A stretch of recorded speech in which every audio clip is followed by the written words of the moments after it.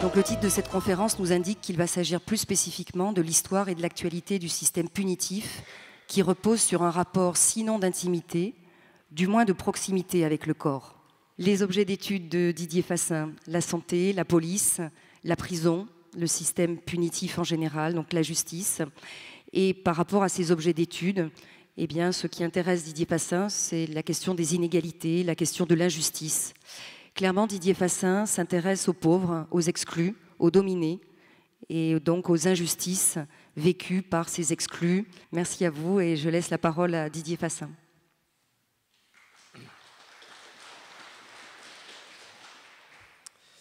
Merci beaucoup Stéphanie de cette introduction et merci surtout aux organisateurs de ce très beau festival que je découvre pour ma part. Alors, comme cela vient d'être évoqué, j'ai, si je puis dire, une longue histoire avec le corps, je veux dire une histoire professionnelle, et donc avec le corps des autres avant tout. D'abord comme médecin en France, en Inde, en Tunisie, puis comme anthropologue médical au Sénégal, en Équateur, en Afrique du Sud. Et puis ensuite, à la frontière de ces deux mondes, de la médecine et de l'anthropologie, pour le travail que pendant une dizaine d'années j'ai fait sur le gouvernement humanitaire, dans lequel il s'agissait de saisir le corps comme objet de compassion. Le corps des malades du sida, du sinistré de catastrophe, du demandeur d'asile, de l'étranger en situation irrégulière, de la personne sans emploi, etc. Mais depuis 10 ans à peu près, je suis en quelque sorte passé de l'autre côté de la force morale et je suis passé du corps comme objet de compassion au corps comme objet de répression. Et c'est ce qui vient d'être évoqué, les travaux sur la police, la justice et la prison, donc des enquêtes que j'ai pu conduire pendant 15 mois avec des unités de police dans la région parisienne, puis une enquête plus longue de 4 années autour d'une maison d'arrêt, dans laquelle j'ai eu un accès très large de jour et de nuit à l'ensemble des activités. Et puis, entre les deux, de façon plus superficielle, j'ai pu assister au travail de la justice dans le cadre de la comparution immédiate en particulier. Et c'est donc du corps contraint que je veux aujourd'hui vous parler, un corps qui est en quelque sorte soumis à l'État, à son monopole de la force légitime, comme le dit Weber, c'est la police, mais aussi au monopole du châtiment légitime, c'est la justice, et puis le monopole de l'enfermement légitime, c'est la prison. Et ce triple monopole de la violence d'État, c'est ça que je voudrais examiner à travers le travail ethnographique que j'ai fait, ces 3 enquêtes dont je viens de parler. Et je voudrais d'emblée souligner que pour moi, ethnographie, qui est une méthode, une approche, disons, qu'on utilise en sciences sociales et notamment en anthropologie, mais également en sociologie, en sciences politiques, parfois dans d'autres disciplines, pour moi, elle a 3 dimensions. D'abord, c'est une méthode, une observation prolongée sur ce qu'on appelle un terrain, qui permet d'en acquérir l'esprit, la manière d'être et de faire des agents qui sont dans ce monde que l'on étudie. C'est deuxièmement une expérience, parce que vivre au milieu des gens, et notamment de milieux qui ne sont pas les siens, c'est aussi une expérience très forte de découverte, de connaissance, d'interconnaissance. Et puis c'est enfin une écriture, comme la deuxième partie du mot ethnographie le rappelle, c'est une écriture, et l'écriture est un temps tout à fait important de la recherche. Et donc ce que je vais essayer de vous montrer, c'est la méthode à l'œuvre, en vous faisant partager l'expérience de ces mondes, et je le ferai à travers l'écriture. Autrement dit, ce que je me propose de faire, c'est de vous donner 3 extraits et de les commenter. 3 extraits des ouvrages qui ont été dont il a été fait mention, sur la police, sur la justice et sur la prison. Donc le premier extrait. Au début des émeutes de l'automne 2005, l'équipage de la brigade anticriminalité avec lequel je me trouvais se rendit sur les lieux d'un début d'incendie dans une école maternelle de l'agglomération. Lorsque nous arrivâmes sur place, d'autres véhicules de police étaient déjà présents, ainsi qu'un camion de pompiers occupé à éteindre le feu. Sur le parking où les équipages s'étaient regroupés sous le regard curieux et inquiet des habitants qui nous observaient depuis leurs fenêtres, une petite explosion se produisit soudain à quelques pas de nous. Il s'agissait d'un cocktail Molotov. Personne ne fut touché, aucun dégât ne fut constaté. Les policiers scrutèrent les ténèbres en quête de l'auteur de cette projection, mais en vain. Après quelques minutes de discussion, ils décidèrent de partir explorer les environs. De l'autre côté du terrain de sport, situé en bordure des immeubles HLM, soit une cinquantaine de mètres de là où nous nous trouvions, ils devinèrent plusieurs silhouettes, dont certaines étaient vêtues de blousons blancs à capuche, et malgré le temps qui s'était écoulé depuis l'envoi du projectile, ils décidèrent que ces formes vagues au loin, dans la nuit, devaient correspondre à nos agresseurs. Nous nous précipitâmes donc dans leur direction, mais le temps d'arriver sur place, il n'y avait évidemment plus personne. Nous passâmes un bon moment à sillonner les ruelles avoisinantes, entre des bâtiments de 2 ou 3 étages, à la recherche des suspects. Mais notre présence peu discrète devait s'avérer dissuasive. Ayant traversé ce modeste ensemble, nous découvrîmes d'ailleurs dans une rue adjacente plusieurs cars de CRS en attente d'un éventuel appel pour une intervention. Des renforts étaient arrivés dans la ville en prévision de désordres dans les jours à venir, qui ne se produisirent pas. Après quelques échanges avec leurs collègues, l'équipage avec lequel je me trouvais regagna son véhicule, les pompiers ayant entre-temps quitté les lieux et les habitants étant rentrés dans leurs appartements, nous reprîmes la routine de notre patrouille nocturne. Environ 3 heures plus tard, alors que la soirée était désormais parfaitement calme, passant dans une rue à quelques centaines de mètres de l'endroit où le cocktail Molotov avait été lancé, nous vîmes au pied d'un immeuble 3 jeunes d'environ 18 ans d'origine maghrébine en train de converser. Le brigadier fit arrêter notre voiture et ses collègues s'approchèrent des garçons pour les habituels contrôles d'identité et fouilles à corps. L'un des 3 expliqua qu'il n'avait pas ses papiers sur lui car il habitait 2 étages plus haut et venait de descendre rejoindre ses compagnons. Il proposa de remonter chez ses parents, accompagné si on le souhaitait pour y récupérer sa carte d'identité. Les policiers refusèrent et l'emmenèrent. Comme un grand nombre de jeunes de son âge à cette époque, le garçon portait un jogging blanc avec une capuche. Il n'en fallait pas moins pour qu'il devienne le suspect numéro 1 de cette affaire et soit traité en conséquence. Durant le trajet, et surtout au commissariat, il fut longuement et agressivement interrogé, menacé s'il n'avouait pas d'être placé en garde à vue, finalement enfermé dans la salle aux parois de plexiglas. Il s'appelait Abdelkrim Bouaziza. C'est évidemment un faux nom, le patronyme. La consultation du fichier STIC, dans lequel on enregistre les infractions ou simplement les victimes, ne permit pas de retrouver son nom, mais un autre très proche, Abdelkarim Bouaziza, correspondant à la fiche d'un garçon qui avait été accusé quelques mois plus tôt d'un délit mineur.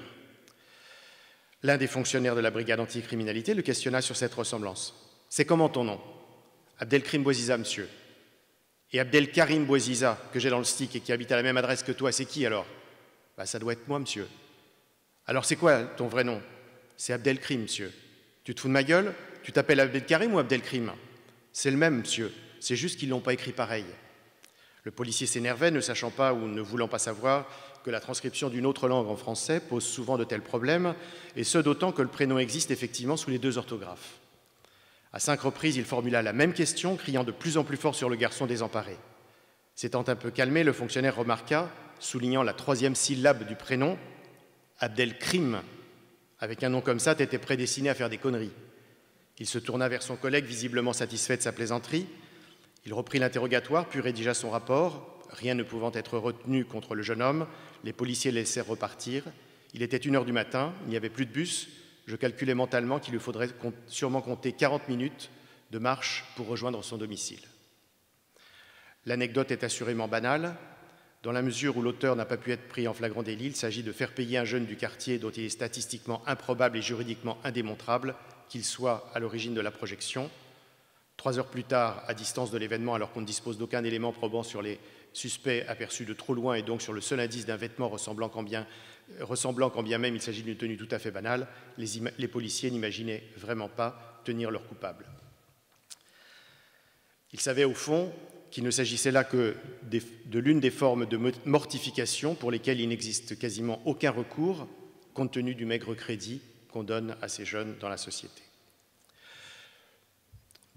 Cet extrait, comme vous le voyez, et qui est tout à fait banal et qui finalement n'entraîne pas de violence particulière, mais qui néanmoins amène à une contrainte par corps, puisque le jeune homme est emmené au commissariat et devra rentrer chez lui ensuite, phénomène qui est tout à fait banal comme mode de punition et de punition au hasard dans la police. Ça a même été dénoncé par le syndicat de la magistrature.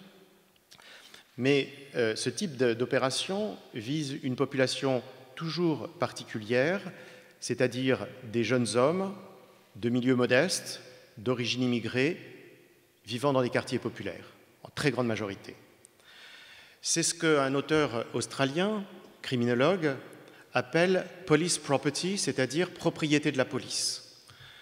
Et dans cette idée de propriété de la police, on voit qu'il s'agit de dire pour cet auteur que l'État délègue à la police certaines fonctions de contrôle de ces populations en privilégiant donc la dimension punitive sur la dimension sociale qui pourrait être celle de son intervention dans ces quartiers.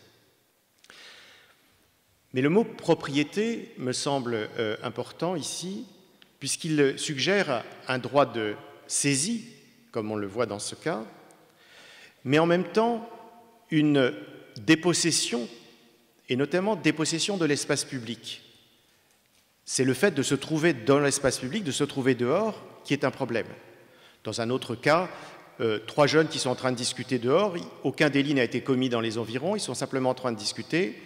Il est 9h du soir, on est en été, belle journée, et les policiers s'arrêtent, posent des questions agressivement, vérifient les identités, font des fouilles, tout cela étant illégal, et finissent, au moment de partir, par dire à ces jeunes « Rentrez chez vous, vous n'avez rien à foutre dehors ». Donc c'est cette contrainte par corps, c'est aussi cette dépossession de l'espace public. Bien sûr, une forme extrême est rencontrée dans un pays comme les États-Unis, où je travaille, où cette contrainte prend une dimension létale, puisqu'on compte actuellement 1300 personnes tuées par la police chaque année, en très grande partie des jeunes hommes et pour la plupart afro-américains. C'est 40 fois plus que les exécutions capitales aux États-Unis. Dans l'exemple que je viens d'évoquer, on voit que le corps devient une forme de site de l'apprentissage de sa place dans la cité, cité au sens grec de lieu du politique, une forme d'éducation civique incorporée. Pensons que les parents dans les quartiers populaires en France, dans les cités en général, apprennent à leurs enfants qu'ils vont très souvent avoir l'occasion, être confrontés à des provocations de la part des policiers et qu'il faut surtout ne pas y répondre parce que c'est ça qu'ils attendent. Donc il y a un apprentissage dès l'enfance du fait qu'il y aura ces provocations, j'ai assisté à de très nombreuses d'entre elles, et qu'il faudra, et ce sera la manière normale d'être traité et par rapport à laquelle il n'y a pas de recours et surtout par rapport à laquelle il ne faut pas répondre. C'est aussi l'apprentissage de la racialisation et du racisme parce que ces jeunes voient bien que leurs camarades qui n'habitent pas dans les mêmes quartiers, qui ne sont pas de la même couleur, eh bien eux ne sont jamais contrôlés, jamais fouillés. Et puis, bien sûr, ce corps dont nous parlons, c'est un corps qui est physique, mais c'est aussi un corps psychique, si l'on peut dire, puisque c'est celui de l'humiliation et des brimades qui sont le lot quotidien, comme on l'a vu également dans cet extrait. Second extrait, le monde de la justice. Une scène donc dans un tribunal de grande instance, une audience de comparution immédiate. Sans doute était-ce pour échapper à la condition carcérale que dans le tribunal correctionnel où je suivais les audiences en comparution immédiate, l'homme qui venait d'entendre prononcer son jugement eut ce geste désespéré et inattendu dont à l'évidence je ne fus pas le seul surpris. En cette fin d'année, il y a peu d'affaires. La dernière concerne un homme de 30 ans, français de parents maliens, né dans une grande agglomération de la région parisienne. Vêtu d'un blouson de toile sombre, il se tient dans le box des prévenus, inquiet mais calme. Aux questions de la présidente, il répond à mi-voix, cherchant ses mots, cohérents pourtant dans ses propos. Il est accusé d'usage, détention et transport, je cite, de produits stupéfiants en l'espèce d'herbe de cannabis, ainsi que de refus d'obtempérer à la sommation de s'arrêter et de résistance violente à l'encontre de personnes dépositaires de l'autorité publique. Ce sont les faits qui lui sont reprochés. Plus précisément, 2 jours plus tôt, vers minuit, alors qu'il est à bord de son véhicule dans le centre d'une agglomération, une voiture de police l'ayant croisé déclenche son gyrophare et sa sirène. Pris de panique, il prend la fuite, poursuivi par les forces de l'ordre. Au bout de quelques centaines de mètres, il abandonne son véhicule sur un parking et continue à pied en se débarrassant au passage d'un sac plastique. Au détour d'une allée, il se retrouve face à face avec 2 gardiens de la paix et tente de les esquiver, mais ces derniers parviennent à intercepter sa course en s'accrochant à lui. Alors qu'aidé par des renforts, ils cherchent à lui passer les menottes, il se tient aux barres de toit de la voiture de police, puis ayant été plaqué au sol, place ses mains sous son corps. Il est finalement maîtrisé et conduit au commissariat où, pendant sa garde à vue, ayant vainement pendant plusieurs heures réclamé à boire de l'eau, il s'énerve. À aucun moment, cependant, il n'est question dans les déclarations des policiers d'agression verbale ou physique de sa part. Dans le sac plastique qu'il a jeté, en s'enfuyant, on découvre de l'herbe de cannabis. En fouillant ses vêtements, on trouve 335 €. Donc après avoir décliné son nom et sa date de naissance, la présidente s'enquiert de manière pressante. Vous n'avez pas d'adresse? Vous êtes sans domicile fixe? Vous vivez dans la rue? Est-ce que vous êtes domicilié dans un centre d'action sociale? L'homme essaye de s'expliquer. Ça fait depuis le mois d'août que je suis dans la rue. Avant, j'habitais chez ma compagne, mais on s'est séparés. Ignorant la tentative d'explication, la magistrate coupe. En tout cas, je n'ai pas d'adresse, moi. Ayant brièvement énoncé l'acte d'accusation, elle demande s'il veut être jugé séance tenante ou souhaite un délai pour assurer sa défense, précisant que dans ce dernier cas, le tribunal devra statuer dans l'attente du procès entre 3 options, la détention, la mise en liberté et le placement sous contrôle judiciaire. L'homme ne sachant que répondre, son avocat de commise d'office lui dit que, compte tenu de la situation, il ne présente pas de garantie de représentation, ce qui rend la mise en détention provisoire hautement probable. Il accepte donc d'être jugé immédiatement. La présidente reprend alors les déclarations des policiers, ponctuant sa lecture d'observations et de questions. Elle interroge notamment le prévenu sur les circonstances dans lesquelles il a percuté les 2 gardiens de la paix qui tentaient de l'arrêter. Il indique qu'il cherchait bien sûr à les éviter, mais qu'ils se sont interposés devant lui et l'ont agrippé par ses vêtements. En gros, c'est la faute des policiers, commente-t-elle, ironique. Elle demande un peu plus tard à l'accusé à quoi correspond la somme qu'on a trouvée sur lui. Il explique que comme il vit à la rue, il a toujours un peu d'argent sur lui pour payer l'essence, et que c'est tout ce qu'il possède. Pour financer son essence, il fait comment? Il trafique un peu, non? Lui dit-elle en s'adressant soudain à lui, à la 3e personne. Le casier judiciaire comporte 4 condamnations pour conduite sans permis, usage de cannabis et, concernant la dernière, rébellion. Hormis la première fois où il a eu un sursis avec mise à l'épreuve, les 3 autres faits ont donné lieu à de la prison ferme. L'enquête sociale révèle seulement que l'homme est célibataire, séparé de sa compagne chez laquelle il habitait, père d'un petit garçon que le juge l'autorise à voir seulement 1 fois par semaine en raison de sa situation précaire, et qu'il a un BEP d'électronique, mais ne travaille pas. Le juge s'étonne. « Vous êtes sans activité professionnelle depuis un petit moment, dites donc. Depuis combien de temps ?» 2 ans, admet-il, reconnaissant qu'en raison de ses ennuis judiciaires, il n'est pas parvenu à se stabiliser dans un emploi, d'autant qu'il n'a pas de domicile. « Vous vivez dans votre voiture, c'est bien ça ?» questionne la présidente, paraissant enfin comprendre la réponse qu'a donnée cet homme à la question initiale concernant son adresse. Avant de se retirer, la présidente demande, après les plaidoiries, la présidente demanda l'homme s'il a quelque chose à ajouter. D'une voix hésitante, il répond doucement. « Ce que je voudrais dire, Madame la juge, c'est que je reconnais mes torts. Ça fait des années que j'ai des problèmes avec la justice, mais ce n'est pas vraiment ce que je cherche. Si je retourne en prison, je vais retomber. Là, j'essaye de me réinsérer. Pour l'amour de mon enfant et pour le souhait que j'ai de m'en sortir, je vous demande de faire en sorte de m'aider. La dernière fois, quand j'ai été libéré de prison, je suis retourné voir ma compagne. Elle a refusé que je voie l'enfant. Elle m'a bloqué dans mes démarches. » La magistrate l'interrompt sèchement. « Le tribunal a bien entendu, il va délibérer. » La séance est levée. Quelques instants plus tard, elle reprend pour l'annonce des verdicts. À mesure que les accusés entendent leur sentence, ils quittent la salle, les uns condamnés mais libres en raison de sursis, les autres reconduits au dépôt du tribunal en attendant leur départ pour la maison d'arrêt. Bientôt, ne reste que l'homme dans son box, entouré de 2 policiers. La présidente lui déclare qu'il est jugé coupable de l'ensemble des faits qui lui sont reprochés. Il est condamné à 10 mois de prison ferme avec mandat de dépôt et à verser 400 € à chacune des parties civiles. Ni son argent, ni son véhicule ne lui est restitué. L'homme demeure interdit, comme frappé de stupeur. Après un instant de silence, il implore d'une voix sourde qu'au moins on lui rende son véhicule, qui est son seul bien et dont il aura besoin à sa sortie, puisque c'est là qu'il vit. La magistrate s'impatiente. S'il veut, il peut toujours écrire au tribunal pour en faire la demande. L'homme jette un regard autour de lui, désemparé. Tout à coup, il prend son élan, escalade la cloison du box, saute par-dessus le banc de son avocat et se rue dans la salle d'audience que sont en train de quitter les rares assistants.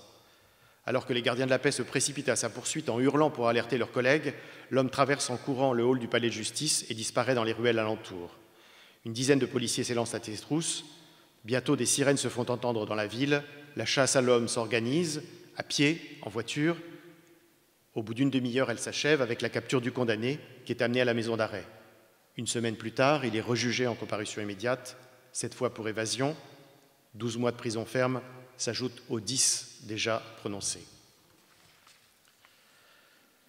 Ici, on a le pouvoir du juge sur les corps, qui, comme vous le voyez, est bien plus considérable encore que celui des policiers.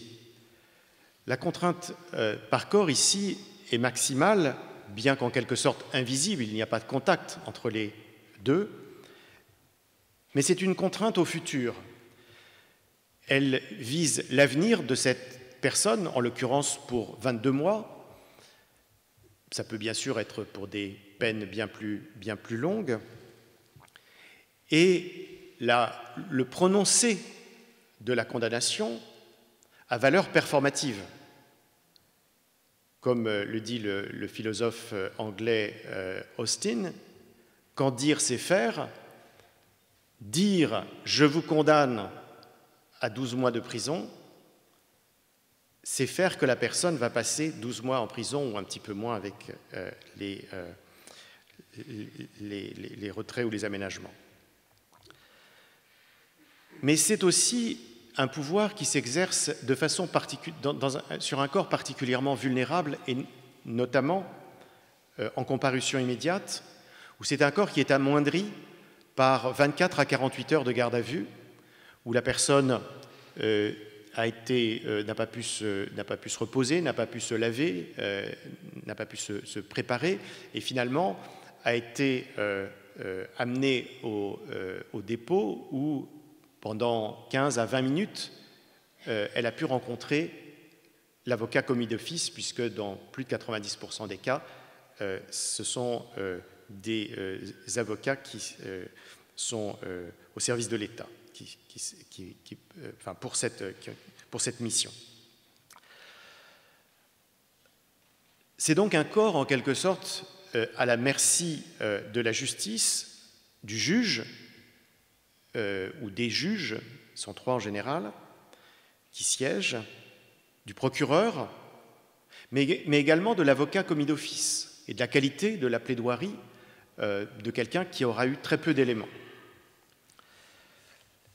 Et puis, il y a cette séance qui dure en moyenne 25 minutes et dans laquelle va être décidé l'avenir de cette personne.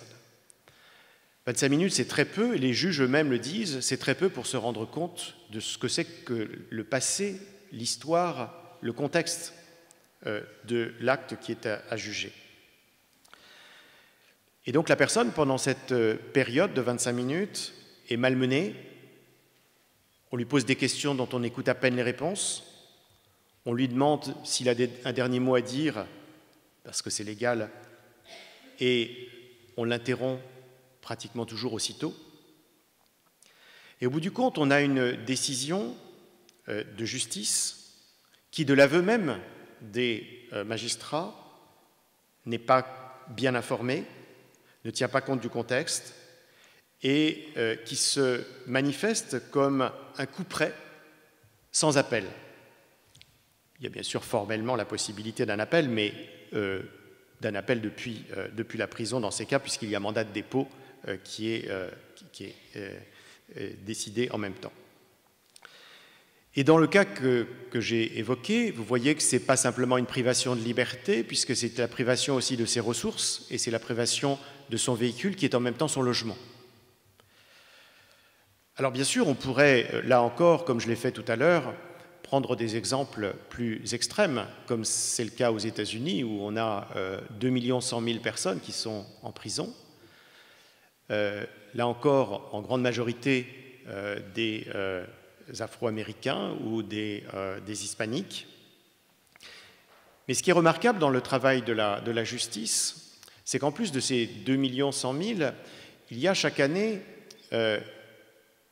11 millions de personnes qui entrent en prison, et notamment qui entrent en prison en préventive. Et on entre en prison en préventive aux États-Unis parce qu'on ne peut pas payer sa caution. Si vous payez votre caution, vous n'allez pas en prison. Et donc, on a cette dimension économique et financière qui s'ajoute à cette contrainte, puisqu'on peut se libérer de cette contrainte si on a les moyens de le faire. Mais, élément, je crois, intéressant, qui vaut particulièrement aux États-Unis, mais qui vaut également en France, c'est que ce temps préventif, en préventive, donc de détention en attente du procès, est un moyen d'exercer une pression, alors aux États-Unis, sur la personne par rapport aux procureurs et aux juges qui cherchent à démontrer sa culpabilité. En France, c'est par rapport aux juges d'instruction. Et donc, la détention dans ces cas est vue comme un moyen de pression sur la personne, et y compris de négociation de l'aveu de la culpabilité, y compris quand les personnes ne sont pas coupables, parce qu'on a des études qui ont montré que les personnes peuvent avoir plaidé coupables alors qu'ils ne l'étaient pas, et ça a été démontré ensuite par des tests ADN ou autres, ou parce qu'on a retrouvé le véritable coupable. Aujourd'hui, aux États-Unis, 97% des personnes qui sont en prison n'ont pas eu de procès. On plaidait coupable en négociant avec le procureur qui les menaçait, s'ils allaient jusqu'au procès, d'avoir des sanctions bien plus lourdes. Donc pour une affaire de drogue, c'est 5 ans si vous acceptez de plaider coupable, vous risquez 15 ans si vous allez au procès.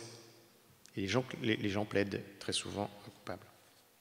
Donc il y a là une forme de contrainte qui s'exerce y compris par le verbe et par la menace. Et en l'occurrence, il s'agit, sans excès, il s'agit d'une forme de torture, puisque essayer d'obtenir par la contrainte des aveux, c'est la définition de la torture. Troisième et dernier extrait, en prison. Il n'est pas méchant, c'est juste qu'il en a marre d'être en cellule, m'avait dit un surveillant dont l'apparence frêle et juvénile contrastait avec la musculature impressionnante du détenu dont il parlait. Le détenu se tenait devant le poste de contrôle devant lequel se trouvait le surveillant.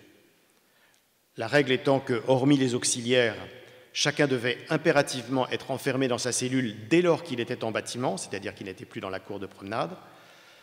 La présence de cet homme imposant qui demeurait debout pendant de longs moments auprès du surveillant de garde avait quelque chose d'insolite. À plusieurs reprises, le voyant ainsi circuler à sa guise dans son aile, je m'étais interrogé sur la tolérance singulière dont il bénéficiait. L'explication qui venait de m'être fournie en était toutefois à peine une, car s'il avait suffi de ne plus supporter l'enfermement pour être laissé ainsi hors de sa cellule, ce sont pratiquement tous les détenus auxquels il aurait fallu octroyer une telle licence. Mais au fond, le commentaire du surveillant en disait plus long qu'il n'y paraissait. Au-delà de son apparente banalité, il révélait une bienveillance inhabituelle de l'institution dont je n'appris que plus tard les raisons particulières. Outre cette stature d'haltérophile, un détail rendait l'homme immédiatement remarquable. Un énorme pansement couvrait l'un de ses yeux, lui donnant une allure patibulaire. Ce jour-là, il arborait un t-shirt avec dans le dos un drapeau tricolore sur lequel était inscrit « Trop d'injustice sociale et de discrimination raciale mènent à la révolution ». Et sur le devant, le mot « France », sous lequel on pouvait lire « Ça va péter ». Alors que je passais près de lui, je l'entendis maugréer un bien peu rassurant « Il est chelou celui-là ». Plus tard dans la journée, je décidai pourtant d'engager la conversation avec lui. Il me proposa un entretien, non pas dans sa cellule, comme c'était généralement le cas, avec les autres détenus, mais dans le bureau où avaient lieu les audiences avec les directeurs. Compte tenu des efforts qu'il avait déployés pour soigner son image menaçante, je ne songeais pas à m'en plaindre, même si je me doutais qu'il entrait une grande partie de jeu dans sa manière de performer son rôle de dur dans la maison d'arrêt. Mêlant habilement sincérité et théâtralité, il me livra des morceaux choisis de son histoire en commençant ainsi « J'en suis pas fier, mais je suis un habitué des lieux. Si vous voulez savoir ce qu'il y en a de la prison, moi je peux vous aider. » Sans doute pour m'impressionner, il me raconta que lors d'un séjour dans un centre de détention, il avait donné une interview à un journaliste dans le cadre d'un reportage sur les établissements pour peine. Mais il semblait aussi authentiquement motivé par l'idée de contribuer à faire connaître les conditions de vie en milieu carcéral, et prenant à cœur mon projet, il s'inquiéta d'ailleurs de sa réussite. Des gens qui font des livres sur les prisons, il y en a plein. Comment vous allez faire pour intéresser les gens aux vôtres? Peut-être fut-ce la raison pour laquelle il me confia qu'il écrivait des textes, du rap, précisa-t-il, et comme je lui demandais s'il en avait à me montrer, il m'expliqua que ceux qu'il avait étaient illisibles, mais après s'être livré devant moi à une brève improvisation sur une quinzaine de rimes, il s'engagea à m'écrire un texte le soir même, ce qu'il fit, et j'ai publié son texte. Comme je l'appris donc un peu plus tard, par des membres du personnel, l'homme âgé de 27 ans connaissait l'établissement de longue date. Ayant grandi dans une cité de la région, il y était entré pour la première fois alors qu'il n'avait que 16 ans et y avait fait de nombreux séjours, de plus en plus longs, en raison à la fois des peines plus sévères pour les délits commis en récidive légale et des sursis mis à exécution. La dernière concernait, me dit-il, une conduite en état d'ivresse avec délit de fuite suivie d'une altercation avec des policiers qualifiés en coups et blessures, ce pourquoi il avait été condamné à 2 ans de prison ferme, réduit à 18 mois en appel, auquel s'ajoutait 1 an d'une ancienne peine, avec sursis. Quand j'étais jeune, j'étais influençable, je suis entré dans un cercle vicieux, on arrête l'école tôt, on fait des conneries, c'est l'engrenage, très difficile d'en sortir une fois qu'on a mis le doigt dedans. À l'époque, il était relativement chétif et faible, ce dont les autres mineurs incarcérés avaient tiré profit en faisant de lui leur victime. Un jour, on lui tendit un piège, en l'appelant à travers la porte de sa cellule. Il s'approcha pour regarder par l'œilleton, et un objet contondant le blessa à l'œil. Il fut éborgné. En réaction à cet accident dramatique, il s'efforça de transformer radicalement son image, à commencer par son apparence physique, grâce à la musculation et aux protéines, jusqu'à obtenir ce corps bodybuildé dont ses tenues sportives révélaient les formes. Son attitude de défi à l'égard de l'institution et de ses agents procédait du même effort d'inverser la perception qu'on avait de lui comme un détenu vulnérable. Les personnels s'étaient du reste pour la plupart adaptés à cette situation et à l'exception au fonctionnement normal de l'établissement qu'elle impliquait. Pour autant, tout le monde n'acceptait pas de la même façon les avantages que l'homme avait acquis au fil des années. Le lendemain de notre conversation, lorsque j'arrivais dans son bâtiment, j'appris qu'on venait de lui affecter un co-détenu. Il va sûrement y avoir un problème, me dit le jeune surveillant qui se trouvait à nouveau dans le poste de contrôle. En effet, parmi les faveurs dont l'homme bénéficiait, il y avait un encellulement individuel. Alors, il est bien sûr remarquable qu'un droit inscrit dans la législation depuis plus d'un siècle puisse être considéré comme une faveur, mais telle était l'inévitable conséquence de la surpopulation carcérale. Bien peu pouvaient faire valoir ce droit efficacement. Dans le cas particulier, outre qu'il paraissait problématique de faire cohabiter l'homme avec un autre détenu compte tenu de sa force physique et de son caractère difficile, il existait une justification plus technique. Il disposait d'un certificat médical établi par l'un des praticiens de la maison d'arrêt qui attestait qu'il devait être maintenu seul en cellule en raison d'une infection chronique qu'il présentait sur son œil blessé. Tous ces éléments furent pourtant de bien peu de poids face à l'intransigeance de la première surveillante, c'est un grade dans la prison, qui était bien décidé à faire, à cette occasion, rentrer dans le rang le récalcitrant. Lorsque la première surveillante vint le voir pour lui annoncer l'arrivée d'un codétenu, l'homme se mit en colère. Il rappela les engagements pris par les personnels soignants et pénitentiaires à son égard, vainement. En fait, il avait immédiatement compris l'enjeu personnel du rapport de force créé. « Je sais bien que vous ne me calculez pas, mais voilà, vous ne me parlez pas, je ne vous parle pas, c'est bien comme ça. » Face à lui, la première surveillante n'essayait cependant même pas de justifier ou de discuter sa décision. À mesure que l'homme s'énervait, elle devenait de plus en plus calme, quoique visiblement tendue. Son silence provoqua l'effet attendu, à savoir l'exaspération du détenu acculé par cette inflexibilité. Lorsque la première surveillante lui demanda de réintégrer sa cellule, il refusa, disant qu'il préférait aller au mitard. Sans lui offrir la moindre porte de sortie honorable, elle appela alors des renforts. Il ne fallut pas moins de 4 agents pour maîtriser et menotter l'homme qu'une dizaine de surveillants accompagnèrent en le poussant devant eux, à travers les coursives, dans un tumulte de cris et de bousculades, jusqu'au quartier disciplinaire où il fut enfermé dans la salle de fouille. Telle était en effet la dernière étape avant la réclusion à l'isolement, l'humiliante fouille intégrale. Eu égard à la puissance déployée par l'homme, des mesures exceptionnelles furent prises.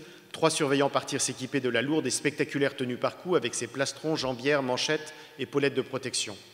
Un tel déploiement de force devait être jugé nécessaire pour terrasser l'homme dans l'éventualité où il résisterait. Tel ne fut pas le cas. Je n'assistais évidemment pas à cette ultime opération qui se déroula dans une atmosphère fébrile. Ébranlé par l'enchaînement des faits, le refus du dialogue et la brutalité de l'intervention, je comprenais qu'il y avait plus qu'une coïncidence dans la production d'une telle situation conflictuelle, quelques heures seulement après qu'on eut négocié et promis un stage à ce détenu difficile. À l'évidence, certains pensaient qu'on en faisait trop pour lui.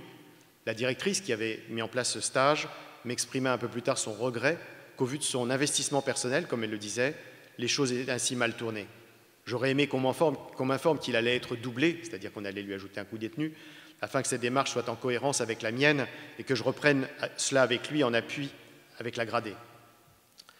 J'aurais également préféré qu'au lieu de gérer la situation comme il l'attendait par le conflit physique et la mise en prévention, c'est-à-dire en quartier disciplinaire, on continue de dialoguer avec lui jusqu'à ce qu'il ait accepté d'être doublé. En fait, pour la directrice, il fallait tenir compte, disait-elle, du fait que c'est le système carcéral qui l'a fait. La première surveillante n'en aurait pas forcément disconvenu, mais en avait tiré des conclusions diamétralement opposées sur la conduite à tenir pour briser sa résistance. C'est de cette discordance que naissaient les tensions dans la prison. La prison, c'est évidemment le lieu de l'exécution de la contrainte par corps au terme d'un processus qui a vu intervenir des policiers, qui a vu intervenir des juges. Et c'est un lieu dans lequel les détenus se trouvent soumis à la violence potentielle aussi bien des autres détenus qu'éventuellement du personnel. Mais au-delà de ces violences physiques, qui sont parfois exagérées dans les versions filmées ou dans certains rapports, c'est en fait tout le dispositif carcéral qui est celui de cette violence et de cette contrainte des corps.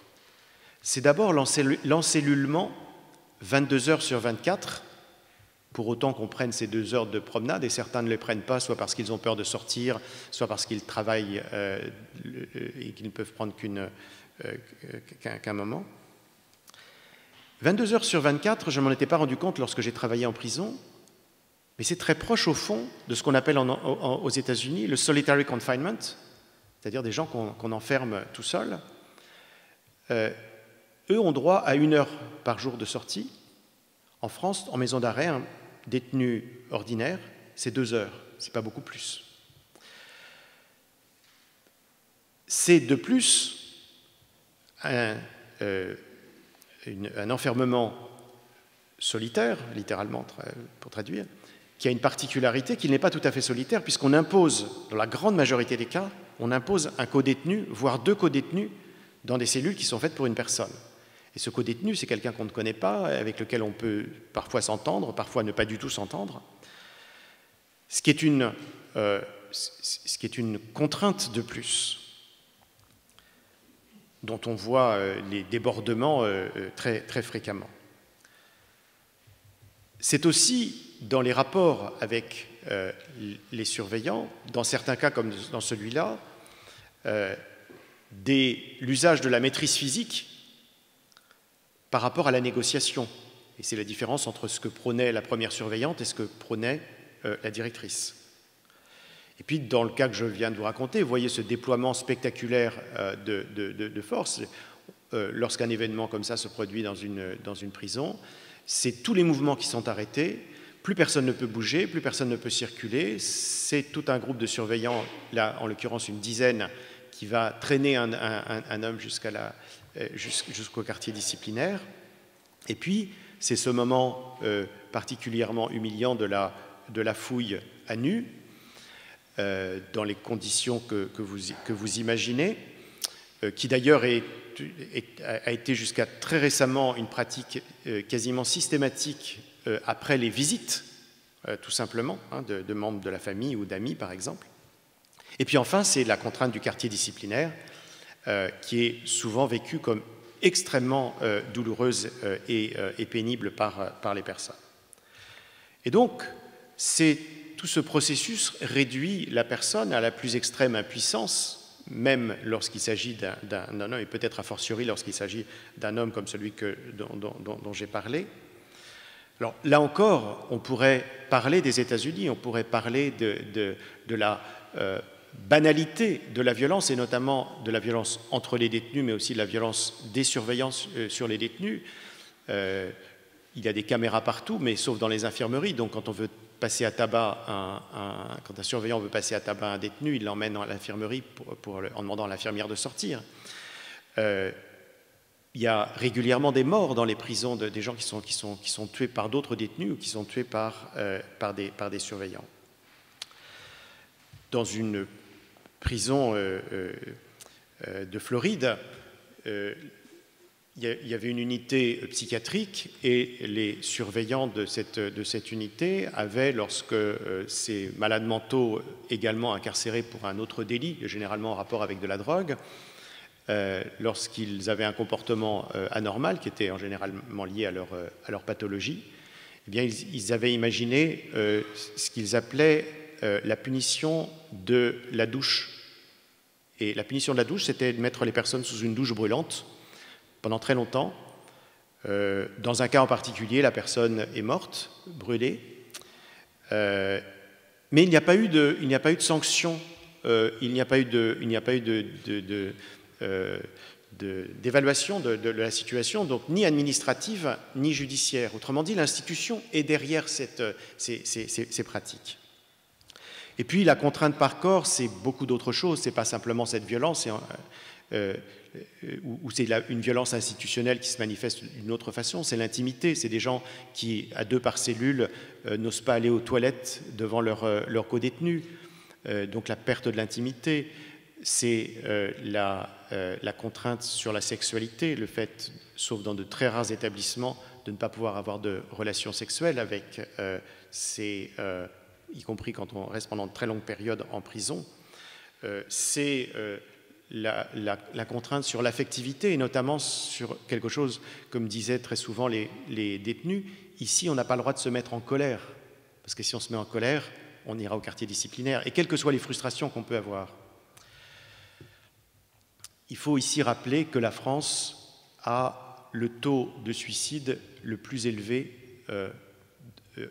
taux de suicide carcéral le plus élevé d'Europe.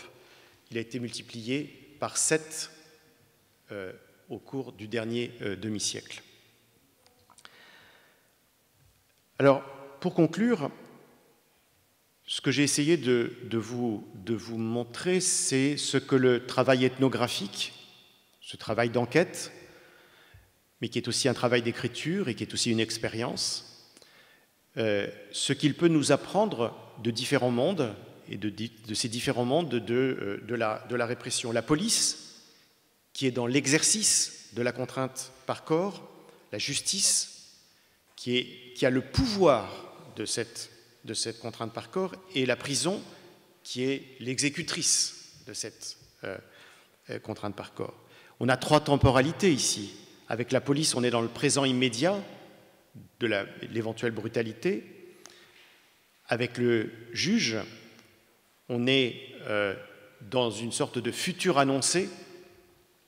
Et dans le cas de la prison, on est dans un présent perpétué. Rappelons-nous que la réclusion est appelée à perpétuité. Walter Benjamin parle de violence fondatrice du droit et de violence conservatrice du droit.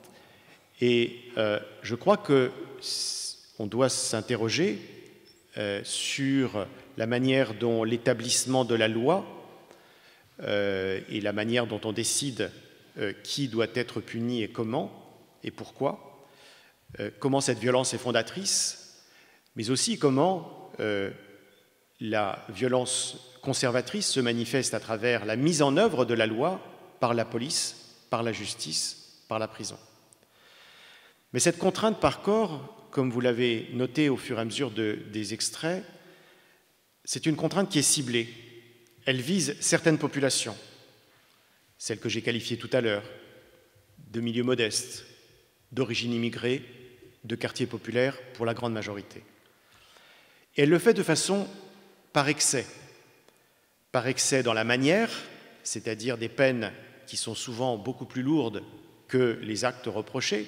Pensez qu'on peut aller en prison pour plusieurs mois, pour avoir perdu les points être en train de conduire son véhicule alors qu'on a perdu les points de son permis.